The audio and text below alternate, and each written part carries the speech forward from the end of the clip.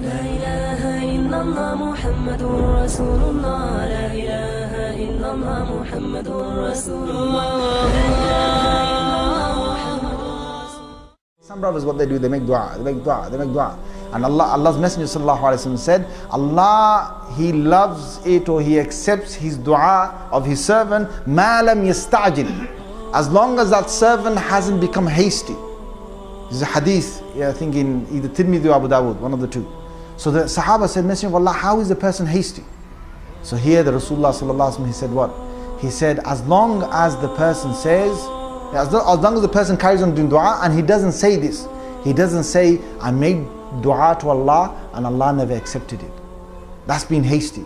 You start saying, I made dua to Allah so many times and this dua never got accepted. Who are you?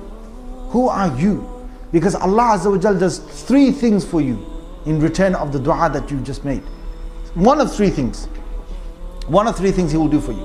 Number one, either Allah will give to you what you just asked for. Number two, you didn't get what you asked for, but Allah will give you something in return of that, something else in return. Oh, He will save you from an affliction. He will save you from an affliction. You didn't even know it. You made dua that, oh Allah, please, oh Allah, I want this thing, and I want this thing or this job. Oh Allah, I want this job. Oh Allah, I want this job. You're making that dua.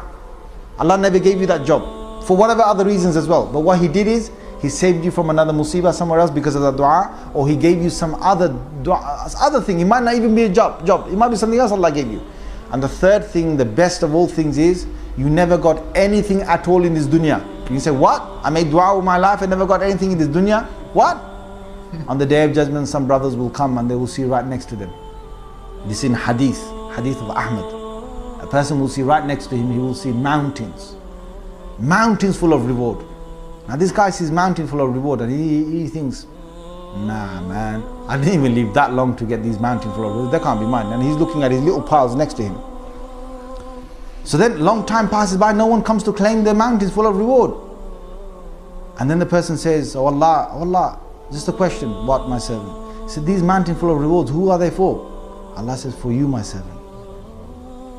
He says, for me? Allah, for me? For me? You know, the guy's thinking, how is it possible that I get so much reward? Allah says, my servant, you were in the dunya, while you were in the dunya, you used to make dua to me. I never accepted your dua. That dua you used to make to me every single day. Every day you used to make dua to me. I never accepted it. But what I did in return is I gave you reward. And I kept on giving you reward for the dua that you used to make to me. And today those duas are mountain full of reward. Those duas you made that you never got, mountain full of reward. And He will say, oh Allah. He will say to Allah, what will He say? He's speaking on our behalf, guys, if you understand that, yeah? Rasulullah sallallahu alaihi wasallam can't tell your name, he can't say my name, he can't say your name, but some of us are in this situation. You say, oh Allah, in that case, why did you accept any of my du'as? In that case, oh Allah, why didn't you reject all of my du'as in the world, reject all of them, so that I would get plenty more mountainfuls on the Day of Judgment? If only we understood what Allah is doing to us and what is beyond our fate.